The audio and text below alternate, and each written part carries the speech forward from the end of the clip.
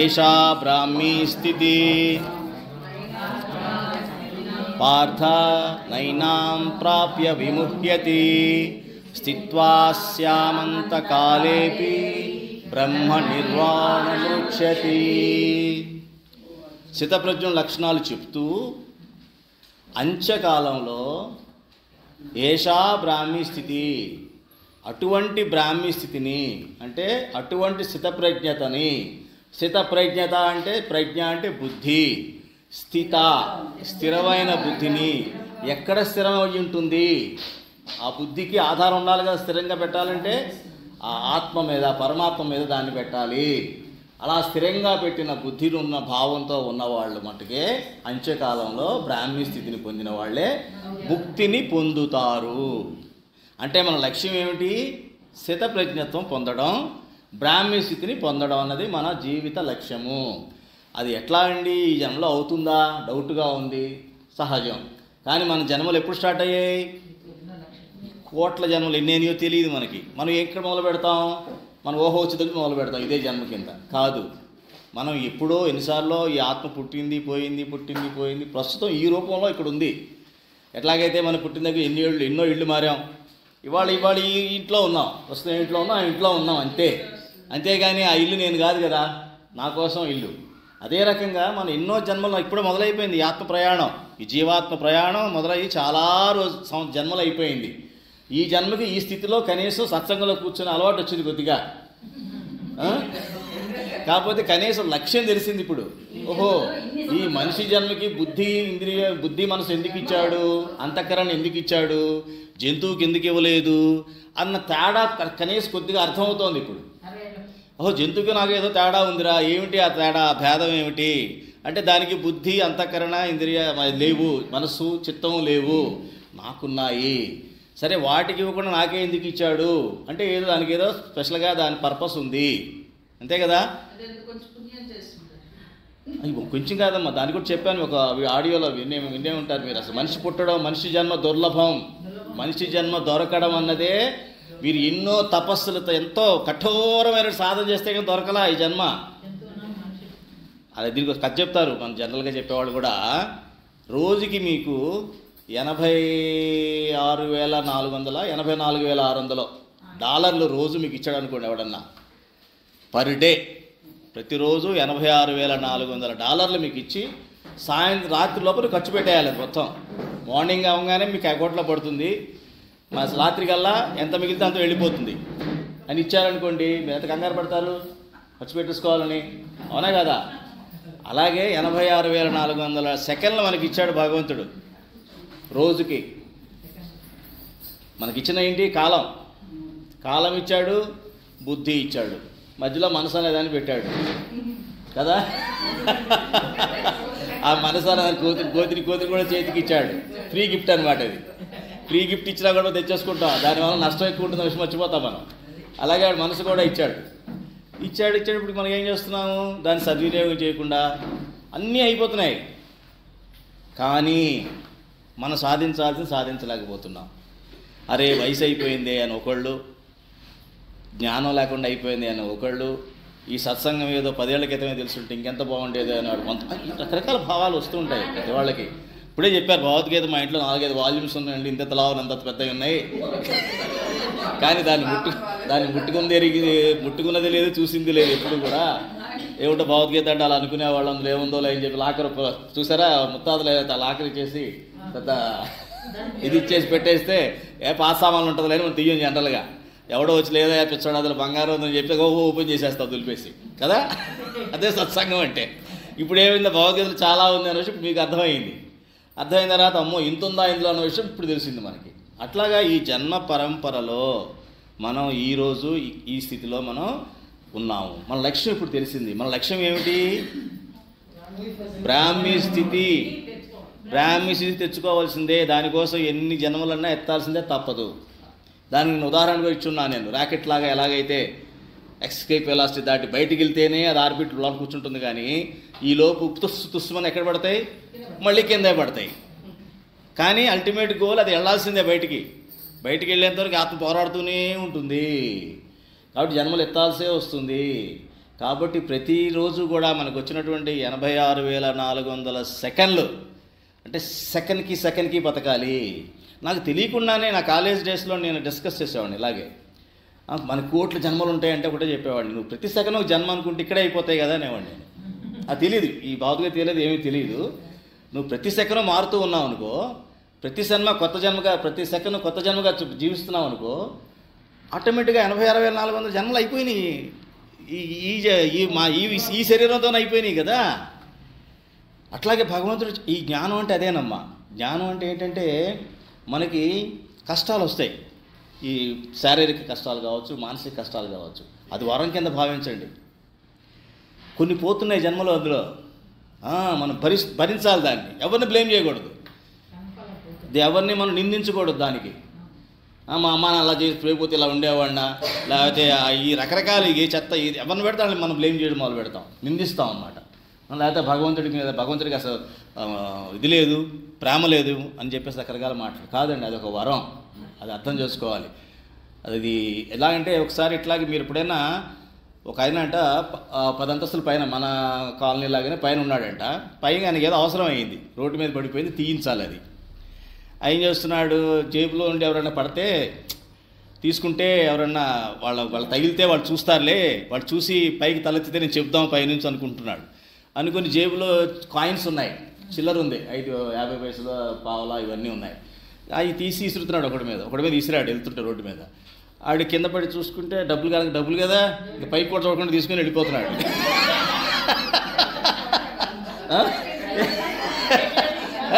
ఇట్లా నలుగురు వచ్చారు, నలుగురు వెళ్ళిపోతున్నారు. వాడికి అర్థం కాల, ఇది కాదు పద్ధతి అని చెప్పేసి అక్కడ చిన్న బెడ్ కనపడి, చిన్న ఇటుక బెడ్ ఏదో ఉంది పని చేస్తున్నప్పుడు వదిలేసింది, అది తీసుకొట్టాడు. ఒకడు లేచాడు, నెక్స్ట్ వెళ్తాడు, ఎవడన్నా నన్ను కొట్టింది, కోపం వచ్చేస్తుంది కదా. అలాగే మనం కూడా భగవంతుని ఎప్పుడు చూస్తాం, మనకు దెబ్బ తగిలినప్పుడు చూస్తాం. మన హాయిగా వెళ్ళిపోతున్నంతసేపు మన దృష్టి అంతా కూడా భూమి మీదే ఉంటుంది, కానీ పైకి చూడం. అర్థమైందమ్మా, ఇన్ని ధర్మ సూక్ష్మాలు ఉన్నాయి. కాబట్టి ఇది జ్ఞానం అంటారు దీన్ని. ఈ జ్ఞానం మనం ఎప్పుడైతే తెచ్చుకుంటామో మన జీవితం ఈ క్షణం నుంచే మారిపోతుంది. ఎందుకని క్షణం బతుకుతాం కదా మనం. అలాగే గాంధీ మహాత్ముడు ప్రతి 30 సెకండ్లకి తన మీటింగ్ పెట్టుకునేవాడంట. 30 సెకండ్లకి తనతో తన మీటింగ్. ఆ 30 సెకండ్లో ఇప్పుడు మనం భగవద్గీత నేర్చుకున్నాం కదా, ఒక శ్లోకం వాళ్ళు నేర్చుకున్నాం, ఆ శ్లోకాన్ని చదవడం లోపల ఇంకే వేస్ట్ చేయకుండా. అంటే ఏంటి, ఏదో నేర్చుకున్నాను అంటే ఏంటి, ప్రతి సెకండ్ని కూడా సద్వినియోగం చేయడం అంటారు దీన్ని. ఎందుకని మన ఊరికి రాలేదన్న విషయం మీకు ఎప్పుడైతే తెలుస్తుందో, ఈ మానవ జన్మ దుర్లభము, ఇది ఉత్తునే రాలేదు, ఏదో టైంపాస్ చేసి వెళ్ళిపోయేది కాదు. టైంపాస్ చేసి వెళ్ళిపోయేదని వెయిటింగ్ హాల్ అంటారు. మీరు ట్రైన్లో ఉన్నారు, వెయిటింగ్ హాల్లో లేరు. ట్రైన్ అంటే టైమే. ఆ ట్రైన్లో మీరు ఏం పని చేసినా ట్రైన్ మూవ్ అవుతూనే ఉంటుంది, మిమ్మల్ని ఎక్కడికి చేస్తారో అక్కడ చేర్చేస్తుంది. అవునా కదా? ట్రైన్లో కొంత పడుకుంటారు, కొంత పేకాడతారు, కొంత కబుర్లు చెప్పుకుంటారు, కొంత తింటూ ఉంటారు, ఏదో చేస్తూనే ఉంటారు అందరూ కూడా. అలాగే మనందరం ఏదో చేస్తూనే ఉంటాం, కానీ మూవ్ అవుతూనే ఉన్నాం, మనం ముందుకు పోతూనే ఉన్నాం. కొంతమంది దిగిపోతారు మధ్యలో, ఎక్కడ డెస్టినేషన్ చేరకుండానే కదా. కొంతమంది రాంగ్ రైలు ఎక్కుతారు, రాంగ్ రైలు ఎక్కి అయిపోయింది అదంతా అంటారు. ఏ రాంగ్ రైలు ఏంటి, సంసార బాధ్యత తీస్తే జీవితం అయిపోయింది అనుకుంటారు. అది కాదు అసలు. ఎప్పటికప్పుడు అలా చెప్తారనమాట. నీ ఉద్యోగం వస్తే అయిపోయిందిరా అంటారు, నీ పెళ్ళి అయిపోయిందని అమ్మాయికి చెప్తారు. ఆ తర్వాత ఏమీ అవ్వదు, ఆ తర్వాత ఇష్టం వచ్చి బతకొచ్చు అంటారు. నీ ఇష్టం వచ్చాడు బతకొచ్చురా ఆ టైంకి అంటారు. మీకు కూడా పెళ్ళి అయితే నువ్వు ఇష్టం వచ్చి బతకొచ్చు అంటారు. ఎప్పుడు కూడా ఆ ఇష్టం అనేది ఎప్పుడూ తీరదు. అది అర్థమే కాదు. నా ఇష్టంగా బతకడం అనేది అది పచ్చి అబద్ధం అనిపిస్తూ ఉంటుంది కదా. సహజం అది. ఎందుకంటే వాళ్ళ జ్ఞానం మనకి ఇచ్చారంతే, వాళ్ళే అబద్ధం చెప్పలా. వాళ్ళకున్న జ్ఞానం, వాళ్ళకున్న ఆనంద పరిధి ఏంటో వాళ్ళకి తెలిసినంత ఆనందం మీకు అంతే వస్తుంది. అంతకని ఎక్కువ రాదనే విషయం వాళ్ళు చెప్తున్నారు. మా సత్సంగాలకు పోలేదు కాబట్టి మనం గ్రహించి మన సత్సంగాలకు వెళ్ళి ఈ టైం యొక్క వినియోగము, కాలము ఇవన్నీ మనం తెలుసుకున్నట్లయితే ఈ జ్ఞానంతో మీకు కొత్తగా అనిపిస్తుంది. ప్రతి సెకను కూడా భగవంతుడు దగ్గరగా కనిపిస్తాడు. ఎక్కడో ఉన్నాళ్ళే తర్వాత చూద్దాంలే, అప్పుడే ఎక్కడ 1,00,000 జన్మలు ఎత్తుదాం అన్నట్టు ఉండదు అనమాట. కాబట్టి ఈ బ్రాహ్మీ స్థితి అనే లక్ష్యం తెలుసుకోండి. ప్రస్తుతానికి ఈ జన్మకి ప్రస్తుతం అర్థమైంది ఏంటంటే బ్రాహ్మీ స్థితిని పొందడమే అంతిమ లక్ష్యం. అది ఎప్పుడు పొందుతా ఉన్నది భగవంతుడి మీద చేయబెట్టండి. భగవంతుడికి ఆయనకి నమస్కరించండి, కొన్ని జన్మలు తీసేస్తాడు. అదే చెప్పింది. కష్టాలు వస్తాయి చూసారా, కష్టాలు అన్నది కొన్ని జన్మలు పోతాయి మీకు. కొన్ని కళల్లో పోతాయి. కళలో మనం ఎక్కడెక్కడ తిరుగుతుంటాం, ఎక్కడెక్కడ అంటే అంతా అది జన్మలు కూడా అయిపోతుంటాయి. అందులో పుట్టినట్టు ముసలోడు దాకా అయిపోతాయి ఒక జన్మలో, ఒక కళలో. అంటే అనమాట అందులో ఒక జన్మలు అయిపోతున్నాయి. అదొక వరం, భగవంతుడు ఇచ్చిన వరం అనమాట. కొన్ని జన్మలు తగ్గించుకోవడం కోసం. అంటే కొన్ని అనిపించేస్తున్నావు కదా నువ్వు, ఆ బాధ కావచ్చు, ఆ పీడ కావచ్చు. పీడ అంటారు, బాధ అంటే మందు ఉంటుంది దానికి, రోగానికి బాధకి మందు ఉంటుంది. ఏదో తప్పలా వేస్తే పోతుంది, అది పీడ పోదు. ఆ పీడ ఏంట్రా పీడ పట్టేసింది అంటారు. పీడ అన్నది పోదు, అది భగవంతుడు అనుగ్రహం లేదే పోదు అది. సో ఆ పీడ అన్నదానికి పోవడం కోసమే ఇవన్నీ పెడతారు, బాధలు, కష్టాలు, అలాగే మన కళలు, స్వప్నాలు, ఈ మూడు కూడా వస్తాయన్నమాట మనకి. ఇవన్నీ కూడా వరం కింద భావించండి. ఎంత త్వరగా అమ్మాయి అయిపోతుంది, జన్మకి చాలా అయిపోతుంది అనుకోవాలన్నమాట. అవి లేవు అంటే తేడా అర్థం ఏంటంటే ఏదో ప్రాబ్లం వస్తుందని, ఉన్నాయి వాడేసుకుంటున్నాం, తర్వాత ఇబ్బంది పడాలన్నమాట అట్లా. సో బ్రాహ్మీ స్థితి అనేది మన లక్ష్యం, గుర్తుపెట్టుకోండి. సరే బాగా చెప్పావయ్యా, బ్రాహ్మీ స్థితి రావాలంటున్నావు, ఆత్మ గురించి చెప్పావు, నన్ను యుద్ధం చేయమంటున్నావు. కానీ నా మనస్సు, బుద్ధి, ఇంద్రియాలు ఏదైతే ఇందాక మనం నవ్వుకున్నాం కదా, మనస్సు అనే కోతుంది కదా, దాన్ని ఏం చేయాలి? నేను కర్మ చేయనా వద్దా? ఇప్పుడు అదే అడుగుతున్నాడు క్వశ్చన్. ఇప్పుడు ఏమంటున్నావు? ఆత్మ అంటున్నావు, ఆత్మ ఆత్మ ఆత్మ అంటున్నావు. ఓ పక్కన నన్ను యుద్ధం చేయి అంటున్నావు. నేను కన్ఫ్యూజన్లో పడిపోయా. బ్రాహ్మీ స్థితి ఎవరికి వస్తుంది అంటున్నావు? ఏ కోరికలు లేకుండా నిష్కామ కర్మ చేస్తూ భగవంతుడికి సమర్పణ భావంతో చేయాలి. ఏదన్నా సరే భగవంతుడికి సమర్పణ భావంతో చేయాలి. చాలామంది అంటారనమాట, ఏంటి సేవ చేస్తే దేవుడు సేవ చేసినట్టే అంటారు. అది కాదు, నీకోసం చేస్తున్నావు సేవ. మొన్న ఈ మధ్య ఒక ఆయనతో మాట్లాడాను. లేదండి 10 లక్షలు ఇస్తుంటారని డొనేషన్ అన్నాడు. నీకోసం చేస్తున్నావు అన్నాను నేను. నువ్వు డబ్బుతో చేసే ప్రతిదీ నీదే, నీకోసం చేస్తున్నావు. అది అంటే సాత్విక గుణం అంటారు దాన్ని. ముందు తెలుస్తుంది. సాత్విక గుణం కూడా ఉండకూడదు, నా అనేది ఉండకూడదు. భగవంతుడి ప్రీతి చెందే పనే చేయాలి, భగవంతుడికి ఇష్టమైన పనే చేయాలి. అర్థమైందా? అక్కడ ఏంటి బాధ్యత వదిలించుకోవడం అంటే కొనుక్కోవడం అనమాట, ట్రేడింగ్. అది కూడా డబ్బులు వేసి కొనుక్కుంటే అమ్మాయి నాకు కొన్ని మాఫీ అయిపోతాయి, కొన్ని రుణమాఫీ పథకం లాగా వీడికి కూడా పాపాల మాఫీ పథకం. అవి కాదు, నా కోసం చేసి ఏది కూడా పాపమేనండి, చుట్టుకుంటుంది మనకి. అది కానీ చదివా మనం ఇందాక, మనం పాపి అంటే ఏంటన్నది కూడా మనం నేర్చుకున్నాం కదా. అందుకని మనం ఏం చేయాలన్నమాట, ఎట్లా చేయమంటావు కర్మ నన్ను అంటాడు. కర్మం చేయమంటావా, కర్మ వద్దని చెప్తావా? ఏం చెప్తున్నా నాకు కన్ఫ్యూజన్గా ఉంది, నాకు క్లియర్ చేయి దాన్ని అని చెప్తే ఇప్పుడు కర్మయోగం చెప్తున్నాడు 3వ అధ్యాయంలో. ఇక్కడ నుంచి మనం ఫాస్ట్గా వెళ్ళిపోతాం, ఎక్కువసేపు ఆగం. కాబట్టి మీకు ఎక్కడైనా డౌట్లు ఉంటే మీరు రాసి పెట్టుకోండి, at the end of the class అడగండి. ఏమ్మా, ఆల్రెడీ కొన్ని పదాలు అయిపోయినాయి మనకి. నిష్కామ కర్మ అంటే ఏంటి, తత్వ ఇదంటే బుద్ధి అంటే ఏంటి, ఇవన్నీ మనం చాలా చెప్పేసుకున్నాము, అయిపోయాం. 2లో మొత్తం కవర్ అయిపోయినాయి. మళ్ళీ ఆడియోలో వినండి మధ్యలో, అప్పుడు వింటూ ఇది చూస్తూ ఉంటే మీకు ఆటోమేటిక్గా వచ్చేస్తుంది. ఫస్ట్ ఎక్కడ మొదలు పెడదాం?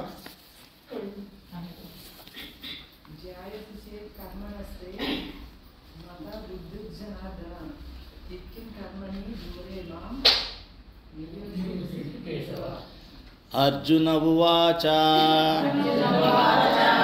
జ్యాయసి చేత్ కర్మణస్తే మతా బుద్ధిర్జనార్దన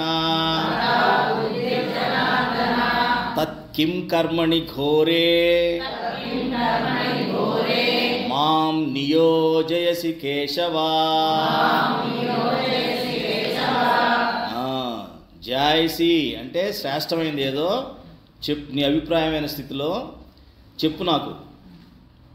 ఏమంటున్నావు నువ్వు? కర్మ కంటే జ్ఞానం శ్రేష్టమైనది అంటున్నావు. కర్మణస్తే మత బుద్ధి జనార్దన, కర్మ కన్నా జ్ఞానం మంచిది అని నువ్వు అంటున్నావు. అలాంటప్పుడు తత్కిం కర్మణి ఘోరే కర్మణి, ఘోరమైనటువంటి ఈ కర్మ. ఘోరమైన కర్మ ఏంటి ఇక్కడ చేస్తున్నాడు? యుద్ధం.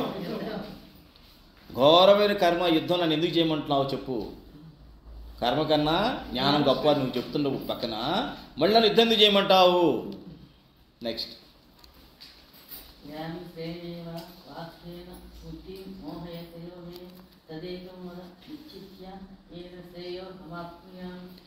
వ్యామిశ్రేణేవ వాక్యేన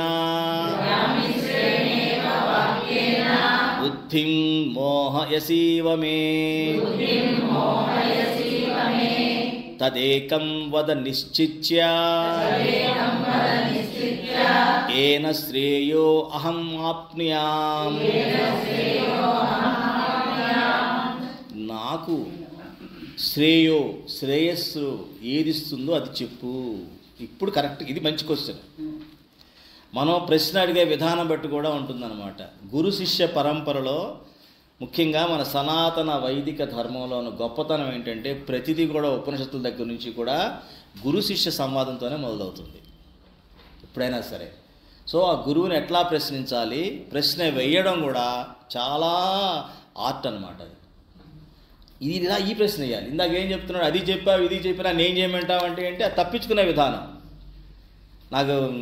నన్ను కన్ఫ్యూజ్ చేస్తున్నావు, వదిలే నేను తర్వాత చేస్తాను, నేను ఏది చేయలే పోతాను అన్నట్టు లెక్క. అది కాదు, ఇది కరెక్ట్ క్వశ్చన్. ఏమన్నాడు, నాకు శ్రేయస్సు ఏదో చెప్పు, నాకు ఉపయోగపడేది చెప్పు లాంగ్ టర్మ్లో, అంటే భవిష్యత్తు కూడా పూర్తిగా నాకు ఉపయోగపడేది అది చెప్పు నాకు. అంతేగాని నన్ను మా బుద్ధి భ్రమింపజేసేసావు నువ్వు.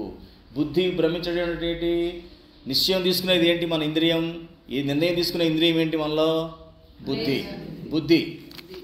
నిర్ణయాలు తీసుకునే శక్తి దేనికి ఉంది, బుద్ధికి ఉంది.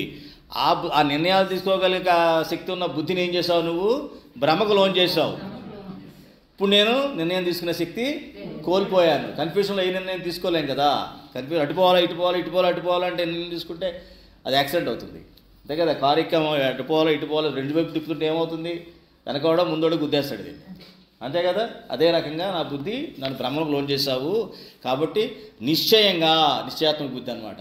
నిశ్చయంగా అంటే అర్థం ఏంటి, గుర్తుపెట్టుకోవాల్సింది నిశ్చయాత్మక బుద్ధి.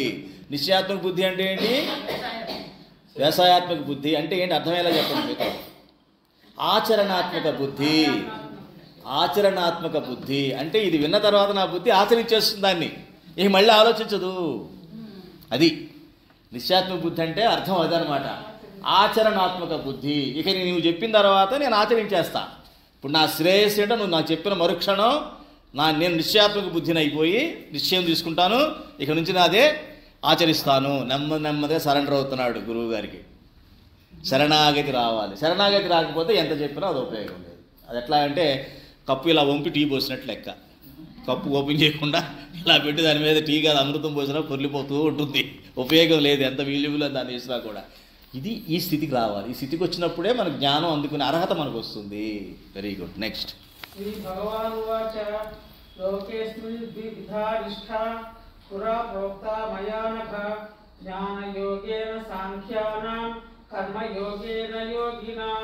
yes, excellent. శ్రీ భగవాన్ ఉవాచ లోకేస్మిన్ వివిధా నిష్ఠా పురా ప్రోక్తా మయానఘ జ్ఞానయోగేన సాంఖ్యానాం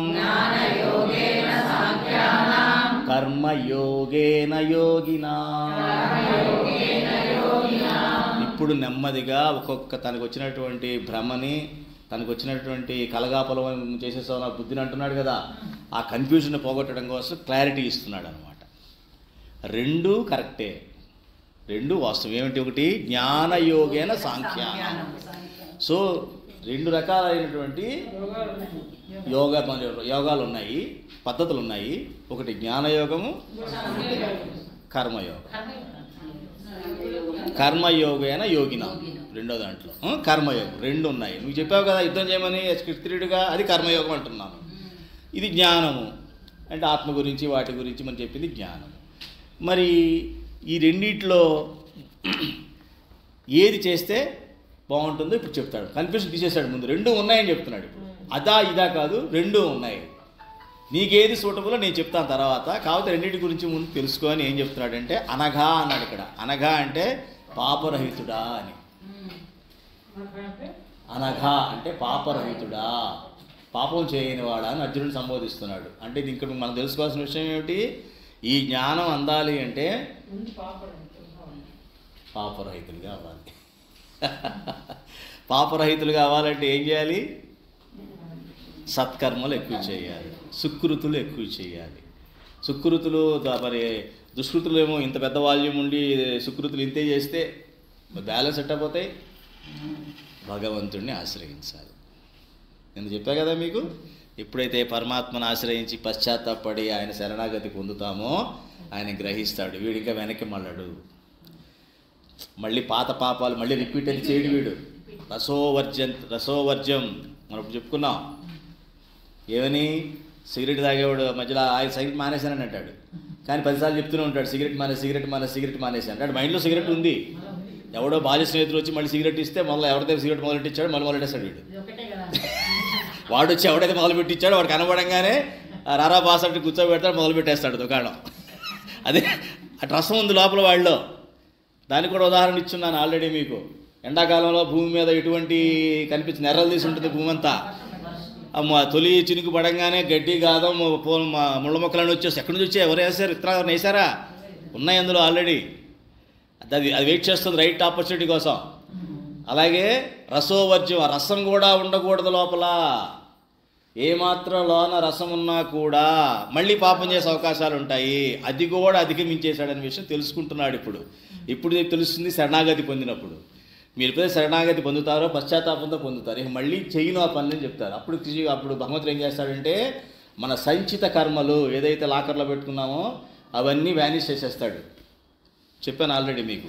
ఇక ఉండవు సంచిత కర్మలు ఎప్పుడైతే లేవో జన్మలు ఎత్తాల్సిన పని లేదు. ఈ ప్రారంభ కర్మలు ఏవైతే ఉన్నాయో అవి మీరు అనుభవించేటప్పుడు దాని వెయిట్ తగ్గిస్తాడు. ఆ బాధను తీసుకునే శక్తిని మీకు ఇస్తాడు. బాధ తప్పదు. ఆ ముసలి వయసులో కొన్ని బాధలు ఉంటాయి. ఆ శక్తి మనకు వస్తే చాలు, మన పనులు మనం చేసుకునే కదా, అది ఇస్తాడు. మూడోది, ఇంకా బతుకుతాం కదా కొంతకాలం, కర్మలు చేయక తప్పదు కదా ప్రతిక్షణం. మరి ఆగామి కర్మలు అంటారు, రాబోయే కర్మలు. ఇక 10 ఏళ్ళు 20 ఏళ్ళు 30 ఏళ్ళు బతుకుతాను నేను, ఏదో చేస్తూనే ఉండాల్సిందే, చేయకుండా ఉండడం కుదరదు. ఆ వచ్చే ఆగామి కర్మలు అంటే ఆనేవాళ్ళ కర్మ. ఆ కర్మల్ని ఏం చేస్తాడంటే అంటుకోకుండా చేస్తాడు మనకి.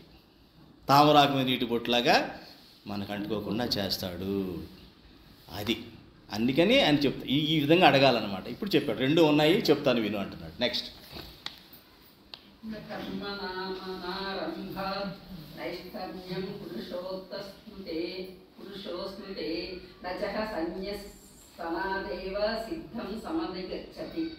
న కర్మణామనారంభాత్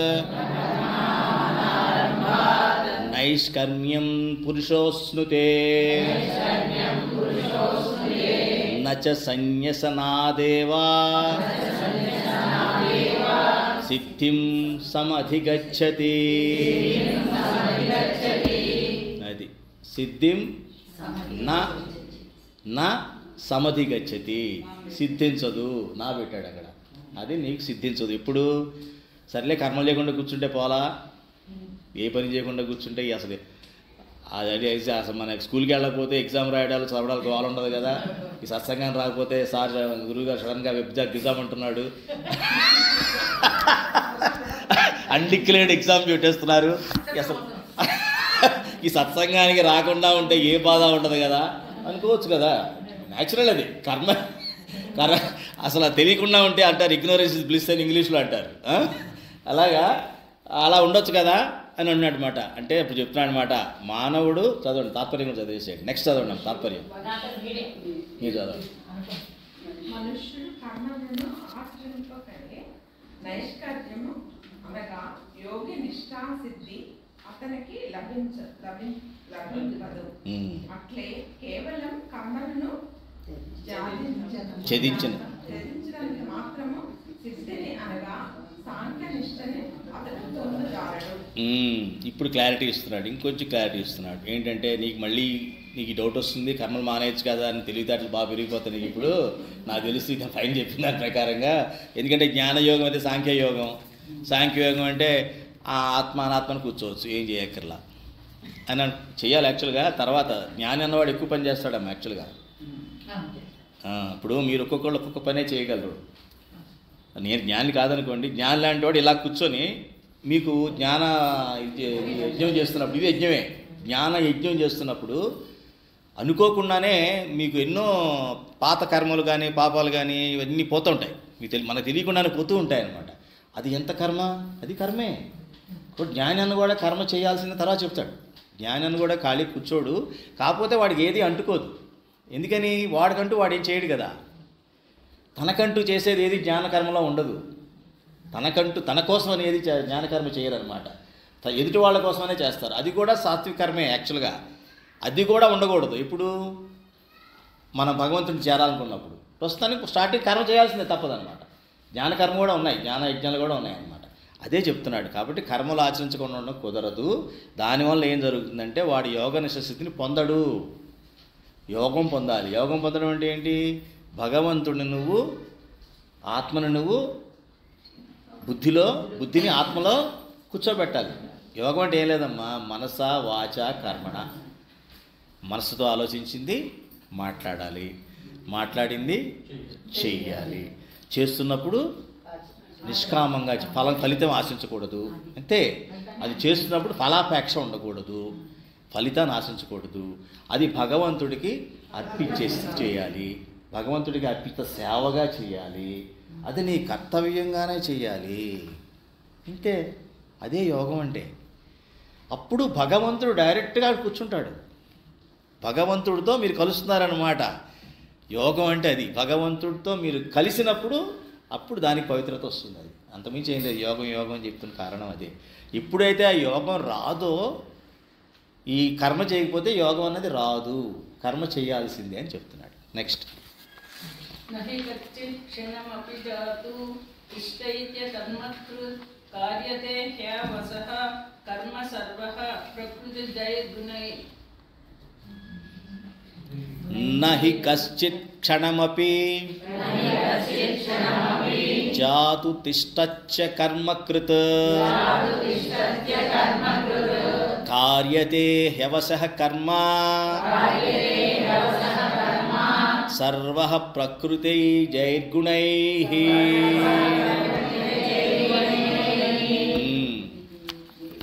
నువ్వు ఖాళీగా కూర్చోవడం అనేది జరగదు. నువ్వు శరీరంతో పని చేయకపోవచ్చు, కానీ మనసు పనిచేస్తూనే ఉంటుంది కదా. మనసు అనేది ఎలా పనిచేస్తుంది? ప్రకృతి గుణై. ఈ ప్రకృతిలో 3 గుణాలు ఉన్నాయి. సత్వ, రజ, తమో. ఈ 3 గుణాలతో కూడిందే ఈ ప్రకృతి. అందుకనే ఈ గుణాలు మారుతూ ఉంటాయి. ఈ గుణాలు నిన్ను ప్రేరేపిస్తూనే ఉంటాయి పని చేయడానికి. నీళ్ళల్లో ఉండి నేను బతకాలంటే ఈత కొట్టాల్సిందే కదా. సరే, అది కూడా నా మనసు కంట్రోల్ పెట్టుకుంటానంటే ఊపిరైనా పీల్చుకోవాలి కదా. నువ్వు ఊపిరి పీలుస్తున్నావు కదా, అది కూడా కర్మే కదా ఈ ప్రకృతిలో ఉన్నప్పుడు. అలాగే కర్మ చేయకుండా ఏ జీవి ఉండదు. అది ఇంపాసిబుల్. ఎందుకంటే క్షణకాలం కూడా ఉండదు. ఎందుకంటే ప్రతి మనుషుడు కూడా, చదవండి తాత్పర్యం, ఏ మనుష్యుడైనను ఏ కాలం నందైనను క్షణమాత్రము కూడా కర్మను ఆచరింపకుండా ఉండలేడు. ఇందు ఎట్టి సందేహమునకును తావులేదు. ఏలనన మనుషులందరూ ప్రకృతి జనితములైన గుణములకు లోబడి కర్మలను చేయుటకు బాధ్యులగుదురు. ప్రతి వ్యక్తియు కర్మను ఆచరింపవలసియే ఉండును. ప్రతి వ్యక్తియును కర్మను ఆచరించాలి. ఇందులో చెప్పేదే ఉందండి. మనం పుట్టిన దగ్గర నుంచి ఏదో పని చేస్తూనే ఉన్నాగా. మేము పెద్ద చెప్పే స్పెషల్గా ఏం చెప్తున్నాడు ఇందులో? ఏం లేదుగా. మనందరికీ ఇది అనుభవమే కదా. అంతా కూడా మనందరం ఏదో పని చేస్తూనే ఉన్నాం కదా. కానీ ఏం చేస్తున్నాం? మనం చేసే కర్మలన్నీ కూడా నా కోసం, నా కోసమే. పొద్దున వాకింగ్ అని బయలుదేరుతాం. టక్క 2 గంటలు ఎక్కడో కాళ్ళ నొప్పులో ఏళ్ళ నొప్పులో వస్తాయి. ఈ చాలే అనుకుంటాం. లేకపోతే ఆకలి వస్తుంది, ఇంకా చాలే అనుకుని ఇంటికి వెళ్తాం, తింటాం, అయిపోయింది. మళ్ళీ ఇంకేం తోచదు ఇంట్లో. మళ్ళీ ఇంకా ఏవో పక్కన ఇంకా ఉన్నారేమో అని గుంపు దొరుకుతుందేమో గుంపు దగ్గరికి పోతాం. అక్కడేదో కాసేపు కబుర్లు చెప్తాం. అంటే ఏంటి? ఇందులో ప్రతి కర్మ కూడా నా కోసమే. ఇందులో నేను భగవంతుడి కోసం చేసింది కానీ, పరులకు చేసింది కానీ, పౌరం వస్తే కోక్ తీసి కొట్టేస్తాం కదా. దాని కనీసం గింజ కూడా అయ్యి కానీ నీళ్ళు కూడా పెట్టాం అని చెప్తున్నా ఉదాహరణకి. అంటే మనం చేసే కర్మలన్నీ కూడా నా కోసమే చేస్తున్నాను. అది చేస్తున్నంతసేపు నేను ఆ కర్మ పాపంగానే ఉంటుంది. మమా అంటే నా మమా, నాది కాదు అని ఎప్పుడైతే అనుకుంటామో మనకి అది. అందుకని ప్రతి కర్మ నా అనుకునే కర్మ ప్రతిదీ పాపమే కానీ చుట్టుకుంటుంది. మన తెలియకుండానే మన యొక్క పాప రాశి తిరుగుతూ ఉంటుంది అన్నమాట బై డిఫాల్ట్. కాబట్టి కర్మలు ప్రతివాడు చేస్తూనే ఉంటాడు. ఆ కర్మను ఎవరైతే తెలివితేటలుగా చేస్తారో వాళ్ళే ఆ బ్రాహ్మస్థితిని పొందుతారు అని చెప్తాడు ఇప్పుడు ముందు. నెక్స్ట్ కర్మేంద్రియాణి సంయమ్య యాసే మనసా స్మరన్ ఇంద్రియార్థాన్ విమూఢాత్మా మిథ్యాచారః స ఉచ్యతే. ఇక్కడ గుర్తుపెట్టుకోండి, పై దాంట్లో 2 అండర్లైన్ చేసుకోండి. కర్మ చేయాల్సిందే, దేనికి లోబడి కర్మ చేస్తున్నాం మనం అది గుర్తుపెట్టుకోండి. ఇవన్నీ రేపు పొద్దున్న ఎగ్జామ్ పెట్టినప్పుడు ఏ అడుగుతాను అన్నమాట నేను. దేనికి లోబడి కర్మ చేస్తాం చదవండి, అక్కడ రైట్ రాసింది. అది కూడా చదవాలి. ఎవరు చదవండి. బలవంతముగా బాహ్యముగా ఇంద్రియ దేనికి లోబడి కర్మలు చేస్తాం రాసింది. ప్రకృతి జనితములైన గుణములకు లోబడి, అది అర్థం చేసుకోండి. ఆ గుణాలు మూడింటికి నీ చేసే ప్రతి పని సత్వగుణంతోనే చేస్తాను, రజోగుణంతోనే చేస్తాను, తమో గుణంతోనే చేస్తాను. ఈ గుణాలు కాకుండా నువ్వు చేయడానికి లేదు. ఇంకా ఏదో గుణంతో పని చేయాల్సిందే మనం. అర్థమైందమ్మా? అదేంటో గుణాల తర్వాత తెలుసుకుంటాం ఒకటి ఈ గుణాలు ఏమిటి అన్నది. అది గుర్తుపెట్టుకోండి. ఇప్పుడు అవి చెప్తున్నాడు అనమాట. ఆ గుణాలు ఏమిటి, ఆ గుణాలకు లోబడి కర్మ ఎలా చేస్తాము, ఎట్లా చేయాలని చెప్పబోతున్నాడు. తాత్పర్యం చదవండి. నేను చదవలేదు కదా, చదవలేదు. కర్మేంద్రియాణి సంయమ్య య ఆస్తే మనసా స్మరన్ ఇంద్రియార్థాన్ విమూఢాత్మా మిథ్యాచారః స ఉచ్యతే. ఇప్పుడు చెప్పండి అమ్మ తాత్పర్యం. బలవంతముగా బాహ్యముగా ఇంద్రియ వ్యాపారములను నిగ్రహించి మానసికంగా ఇంద్రియ విషయాలను చింతించున్నట్టి మూడుని విద్యాచారి అనగా దంభి. దంభి అని. ఆల్రెడీ మనం కవర్ చేసుకున్నాం ఇందాక, సిగరెట్ మానేశానని చెప్పి. దంభం అంటారు. వాడు చాలా దంభంగా ఉన్నాడు, పొగరుగా. దంభం అనమాట. అంటే మదము, దంభము ఇవన్నీ కూడా ఒక్కొక్క దానికి వస్తాయన్నమాట. అంటే డబ్బులు ఎక్కువ వచ్చేసేసి వాడు తట్టుకోలేనటువంటి దంభం, వాడికి రకరకాలు వాడు తట్టుకోలేనంత వచ్చేస్తుంటాయి. వాడికి దాన్ని బ్యాలెన్స్ చేసుకోలేడు ఎమోషన్. దానికి ఎమోషన్ లేదు. ఎమోషన్లు ఆరోగ్యకరమైనటువంటి ఎమోషన్స్ ఏంటంటే చక్కగా నవ్వడం, చక్కగా పలకరించడం, ఆ నవ్వులో కూడా కొంత అర్థమైంది, చాలా మంచిగా ఇంతవరకే ఉంటాయి. లేకపోతే కొంచెం బాధపడడం, ఏడవడం, రోధించడము, కింద పడి దొరలడము, ఇవన్నీ విపరీతమైనటువంటి భావాలన్నమాట. అలాగే ఈ దంభము, ఈ దర్పము, మదము, వాడికి మదం ఎక్కిందిరా, చాలా పోజు కొడుతున్నాడు ఈ మధ్య జనాలు అంటుంటాం. ఈ మాటలు మనం వాడేవి ఇవన్నీ కూడా. ఎందుకు వచ్చింది వాడికి? అంతకుముందు బాగానే ఉండేవాడు. దేనివల్ల వచ్చింది వాడికి? వాడి సొంత కాదు, అది ప్రకృతి గుణం కాదు, ఏదో దేనివల్ల వచ్చినటువంటి వాడికి వచ్చినటువంటి ప్రాబ్లం అది. అదొక జబ్బు కింద లెక్క. ఈ మిథ్యాచారి, మిథ్య అంటే ఏంటి? యథార్థము కానిదాన్ని మిథ్య అంటారు. యథార్థం కానిదాన్ని నిజం కాదనమాట, అది మిథ్య. ఎందుకని? ఏం చెప్తాడు? నేను ఆ సత్యమే పలుకుతాను, అబద్ధం చెప్పను అంటాడు. కానీ తెల్లారులేసి చెప్పేది అన్ని అబద్ధాలే. వాడు మిథ్యాచారి. కొంతమంది ఏం చేస్తారంటే ఇలా సిగరెట్ మానేశానని, లేకపోతే అనుకొని ఇంక రేపు నుంచి బిర్యానీ తిననని, లేదా ఎన్వి తినని ఏదో అంటాడు. కానీ మామూలుగా ఎక్కడన్నా ఎప్పుడు కూడా తినడు. కానీ ఎక్కడ ఎన్వి హోటల్స్ ఎక్కువ ఉంటే ఆ రోడ్లో ఎక్కువ తిరుగుతుంటాడు వాసన కోసం.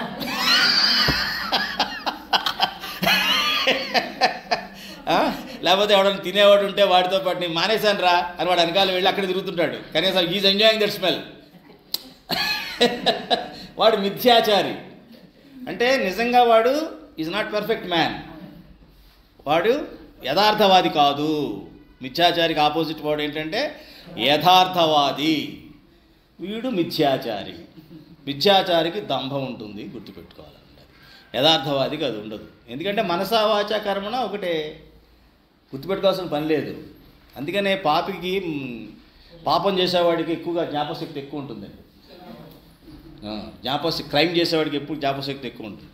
నేరాలు చేసేవాడికి జ్ఞాపశక్తి ఎక్కువ పెట్టుకోండి. ఎందుకంటే అది గుర్తుపెట్టుకోవాలి, ఎక్కడ ఏం పెట్టాడో, ఏం చేశాడో, ఎప్పుడు ఏ ఎలా పని చేశాడో అది దొరికిపోతాడని. దొరకకుండా ఉండడం కోసం అని చెప్పేసి వాడు బాగా గుర్తుపెట్టుకుంటాడు. అదే ఈ ఎవరైతే ఏ నిమిషానికి బతుకుతున్న వాళ్ళు ఎవరు కూడా గుర్తుపెట్టుకోవాల్సిన అవసరం లేదు. ఎందుకు ఏం గుర్తుపెట్టుకోవాలి అందులో? అప్పటికప్పుడు మంచిగా ఉంటుంటే కర్తవ్యం నా కర్తవ్యం నేను చేసుకుంటూ పోతున్నా, ఫలం ఏం అపేక్షించట్లేదు. ఇంకా గుర్తుపెట్టుకోవాల్సింది ఏముంది? ఫలం ఇచ్చేది నేను కాదు, ఇంకో పక్కవాడు కాదు, భగవంతుడు ఇస్తాడు నమ్మకం మనకు ఉన్నప్పుడు నా పని నేను చేసుకు వెళ్ళిపోతా. అంతే కదమ్మా? అది కాడు గుర్తుపెట్టుకోండి. మిథ్యాచారి అంటే ఏంటి? యథార్థవాది కానివాడు. దంభము, దంభి అంటారు వాడిని. దంభము, ఈ మదం, ఈ దర్పము ఇవన్నీ కూడా దేని వలన వస్తాయి? బయట వేరే వాటి వలన వస్తాయి. అంటే వీడు వీక్ అనమాట, బలహీనుడు అనమాట. వీడు దానికి పడిపోతున్నాడు. వీడు ఎప్పటికీ వీడి పైకి రాడు. ఇక ఆల్రెడీ ప్రకృతిలో 3 గుణాలనే చస్తున్నాం. ఏంటయ్యి? సత్వ రజో తమో గుణాలతోనే బాధపడుతున్నాం. మళ్ళీ ఇది ఎడిషన్, ఎక్స్ట్రా బరువు అనమాట. ఆ బరువు ఇంకా ఎక్కడ పోతుంది? డేంజర్ అనమాట. అది అర్థం చేసుకుంటారని మీకు చెప్తున్నాను నేను. ఏమ్మా ఇప్పుడు ఒకళ్ళని మంచిగా మాట్లాడతాం, రేపు వాళ్ళే తిడతాం అంటే అప్పుడు సత్వగుణంలో ఉన్నాం. మన మైండ్ ఏ గుణంలో ఉంది? ఫస్ట్లో మంచిగా మాట్లాడినప్పుడు సత్వగుణంలో ఉంది. ఆ తర్వాత మధ్యలో రజోగుణం వస్తుంది. ఏమిటి? ఏదో వాళ్ళ దగ్గర ఎక్స్పెక్ట్ చేస్తాం మనం, అది జరగట్లా. అప్పుడు వాళ్ళ మీద కోపం వస్తుందా? ఇష్టం ఉంటుందా? కోపం వచ్చేస్తుంది. ఎందుకని? రజోగుణం అంటే కోరికలు అంకలపడేది అనమాట. ఆ రజోగుణం ఎప్పుడైతే పనిచేస్తుందో కోపడతాం. అంటే గుణాలు మారిపోతుంటాయి, టక్ మారిపోతుంటాయి అనమాట. అందుకని తమో గుణం వచ్చినప్పుడు బద్ధకంగా ఉంటాం, ఏ పని చేయం. అవి ఉంటాయి. తప్పు మూడు తప్పు కాదమ్మా, 3 తప్పే. ఒక్కోసారి 3 తప్పు కాదు, 3 తప్పే. ఏమన్నాడు అర్జునుడు మొదట్లో ప్రథమాధ్యాయంలో? అయ్యో నా బామర్దులు, నా మామ, నా అత్త, వీళ్ళంతా నా బాబాయిలు అని చాలా చక్కగా వాళ్ళకి జాలి చూపించాలి, వాళ్ళ మీద కరుణ చూపించడం. అది సత్వగుణమే కదా, మంచిదే కదా. ఇంకోళ్ళ మీద జాలి చూపించడం మంచి గుణమే కదా మామూలుగా ఆలోచిస్తే. కానీ ఇక్కడ కుదరదు. ఇది పాపం, ఇక్కడ పాపం అది. సో సత్వగుణమే మంచిది, తమో గుణం మంచిది కాదు అనుకోవద్దు. ఆ మాటకు వస్తే పరమశివుడు ఎవరు? మన శివుడు తమో గుణం, మొత్తం తమో గుణమే కదా. కానీ అక్కడ పూజింపదగ్గ తమో గుణం. ఆయన దేనికి చెల్లించడు, లాగే ఉంటాడు. ఆ తమో గుణం అంతే. రజోగుణం లేదు, సత్వగుణం లేదు. కోపం వస్తే ఓవర్, ఇంకా రౌద్రం ఇది తాండవం చేసేస్తాడు, శివతాండవం. ఆ ఎక్స్ట్రీమ్ అనమాట. లేకపోతే కరుణించి ముందే పైన ప్రత్యక్షం అవుతాడు, ఇచ్చేస్తా వరం ఇచ్చేస్తానంటాడు. శంకరుడు అంటే మంచి చేసేవాడు. అది అర్థమైందమ్మా గుణాల సంగతి ఇప్పుడు? అది గుణాలకి ఎక్స్ట్రా ఏమి యాడ్ చేసుకోమాకండి. అందుకు చెప్తున్నా, ఇంత డంబము, ఈ దర్పము, ఇవన్నీ అడిషనల్ లగేజ్ పెట్టుకోమాక. రైట్. ఇంద్రియాణి మనసా నియమ్యా రభతేర్జున కర్మేంద్రియాణి కర్మయోగం ఆసిక్తః సా విశిష్యతే. యస్తింద్రియాణి మనసా నియమ్యారభతేర్జున కర్మేంద్రియైః కర్మయోగం అసక్తః స విశిష్యతే. ఇప్పుడు చెప్తున్నాడు. సరే, మిథ్యాచారి అంటున్నావు. ఎవరిని అంటున్నావు? ఎవరైతే బలవంతంగా బాహ్యంగా ఇంద్రియ వ్యాపారాలు నిగ్రహించి బలవంతంగా చేస్తున్నారో వాడిని మిథ్యాచారి అంటున్నావు. మరి ఎలా? నువ్వు పక్కన ఏం చెప్తున్నావు? ఇంద్రియ నిగ్రహం కావాలంటున్నావు. మరి ఎట్లాగా ఇంద్రియ నిగ్రహం? ఈ మిథ్యాచారి కానటువంటి ఇంద్రియ నిగ్రహం ఏమిటి? ఈ దమ్మం కాకుండా ఉండేటువంటి ఇంద్రియ నిగ్రహం ఏమిటి అని అడిగిన దానికి అలా అనుకొని సమాధానం చెప్తున్నాడు అనమాట. ఏంటి? చదవండి తాత్పర్యం. అమ్మా మీ పేరు? కానీ అర్జున, మనసుతో ఇంద్రియాలను వశపరుచుకొని అనాసక్తుడై ఇంద్రియాల ద్వారా కర్మయోగాచరణను కావించు పురుషుడు శ్రేష్ఠుడు. బా, ఇదమ్మా గుర్తుపెట్టుకోవాల్సింది. ఎంత బాగా చెప్పాడో. మనస్సుతో ఇంద్రియములను వశపరుచుకొని ఎట్లా? అందరూ తెలుగు పేరు చదివేశారు. ఎట్లా? మనస్సుతో ఇంద్రియములను వశపరుచుకోవడం ఎట్లా? మనస్సే కదా ఇంద్రియాలు చేస్తుంది. మళ్ళీ మనస్సుతో ఇంద్రియ నిగ్రహం ఏమిటి?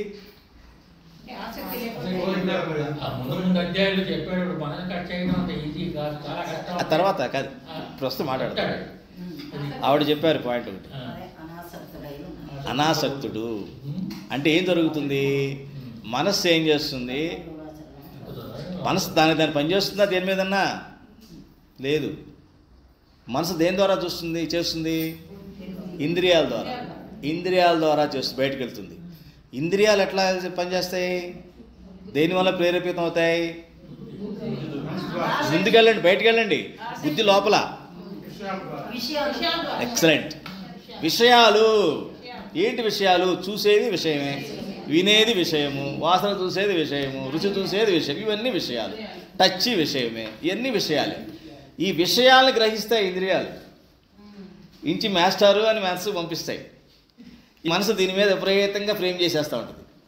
ఎలా ఫ్రేమ్ చేస్తుంది? దీని ఆల్రెడీ మనసులో, చిత్తంలో దీనికి ఇన్ఫర్మేషన్ ఉందని చెప్పా కదా.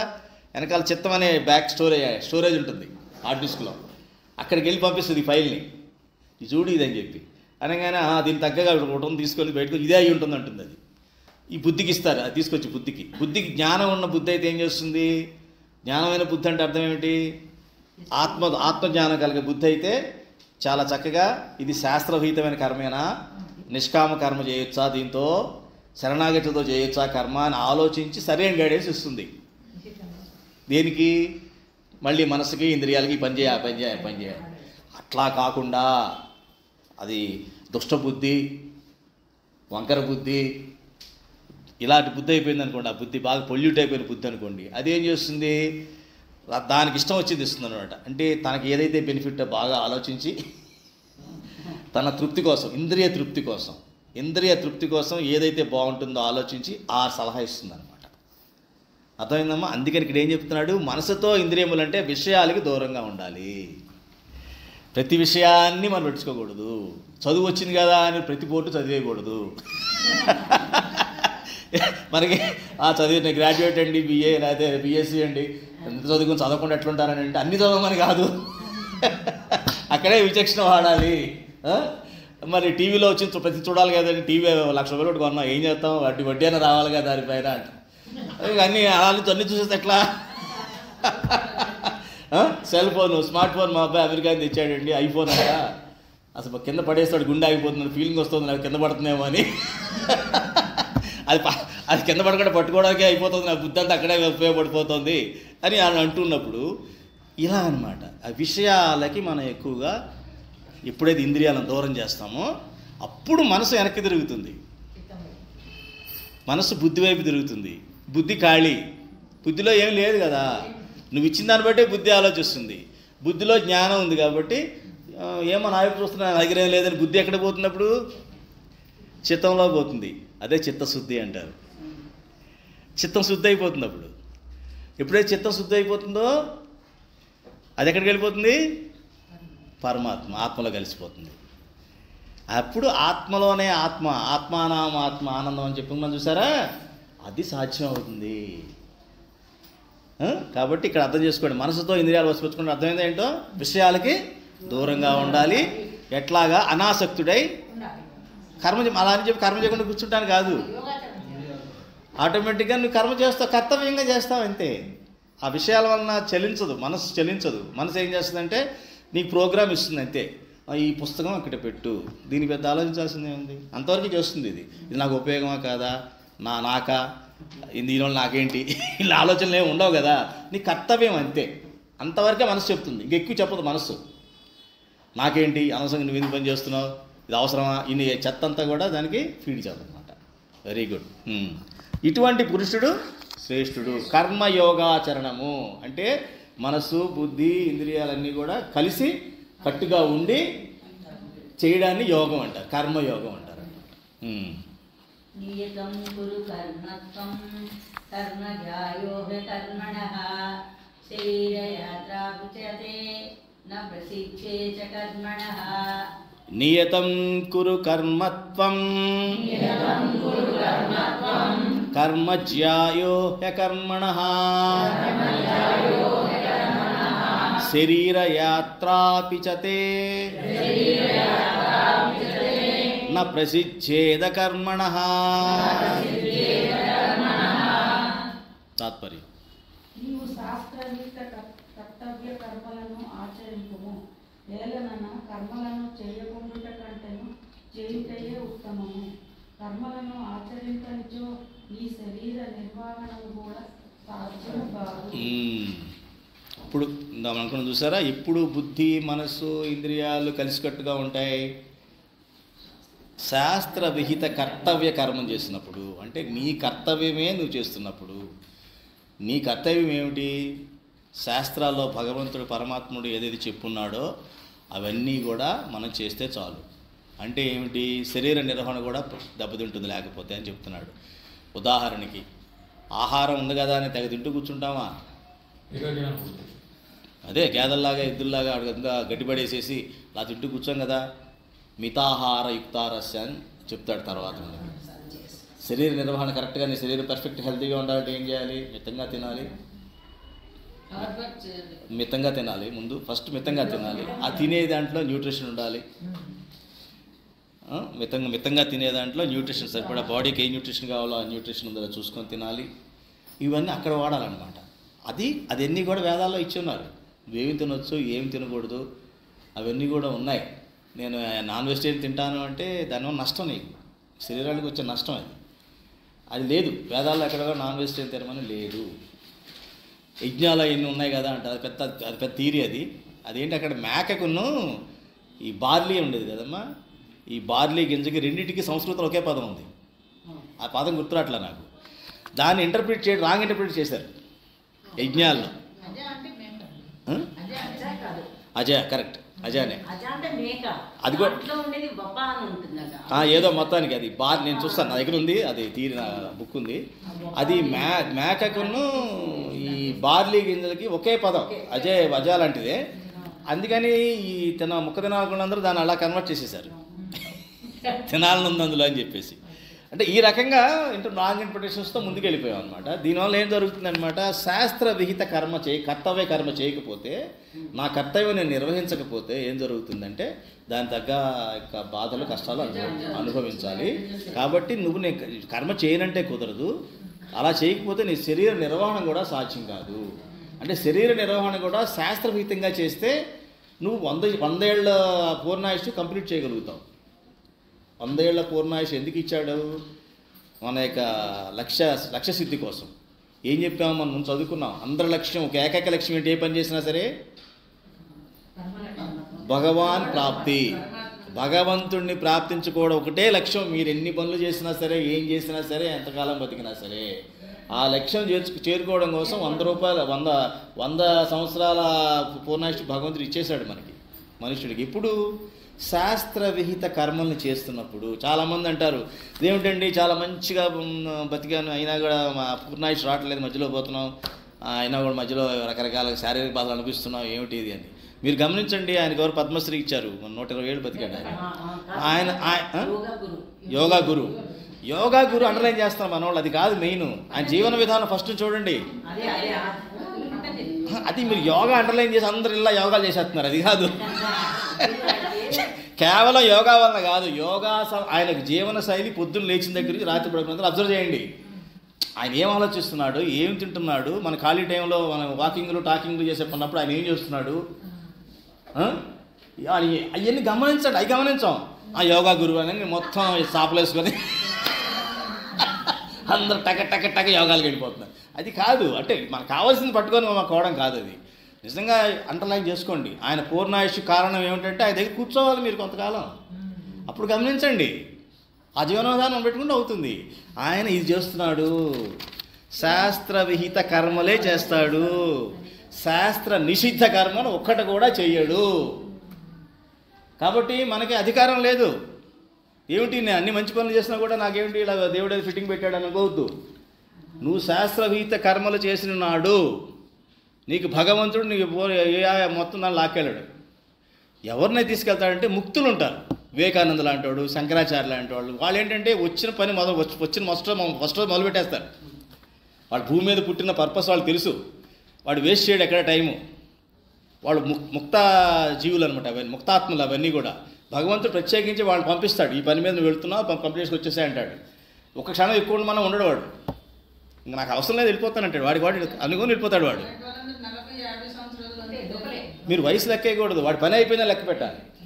మన పని ఇంక జన్మలో ఎప్పుడు మొదలెట్టే ఎంతవరకు అవ్వలేదు కదా, ఇంకేం జన్మలు ఎత్తాలో. అందుకని భగవంతుడు మనిషి జన్మ దుర్లభం కాబట్టి మనిషి జన్మ ఇస్తూ ఈ గైడ్ ఇచ్చాడు. ఈ గైడ్ కూడా ఎన్నిసార్లు చెప్పాడు భగవంతుడు? ఇది భగవద్గీత 5వ సారి, ఇది 4వ సారి ఇక్కడ అర్జునుడు చెప్పేది. అంతకుముందు స్థిరుడికి చెప్పాడు, చాలా ముందు చెప్పబోతున్నాడు. అలా ఎవరెవరు చెప్పాడో కూడా చెప్తాడు మనకి. పదే పదే వచ్చి చెప్తున్నాడు భగవంతుడు మనకి. ఎందుకని? అది మన బుద్ధి ఏంటంటే ఆటోమేటిక్గా అది జారిపోతుంటుంది గుణాల మాయలో పడిపోయి. అందుకని గుర్తు చేయడానికి వస్తూ ఉంటాడు అనమాట. అర్థమైందమ్మా? సో అది ఇక్కడ మీరు గమనించాల్సింది. శాస్త్ర విహిత కర్మ, కర్తవ్య కర్మ బాధ్యతలు లేవు ఎవరికి. నాకు 3 బాధ్యతలు ఉన్నాయండి, ఏ బాధ్యతలు ఎవరికి? ఈ కర్తవ్యం నువ్వు చేయి చాలు, అంతే. భగవంతుడు చూసుకుంటాడు మిగతా. నెక్స్ట్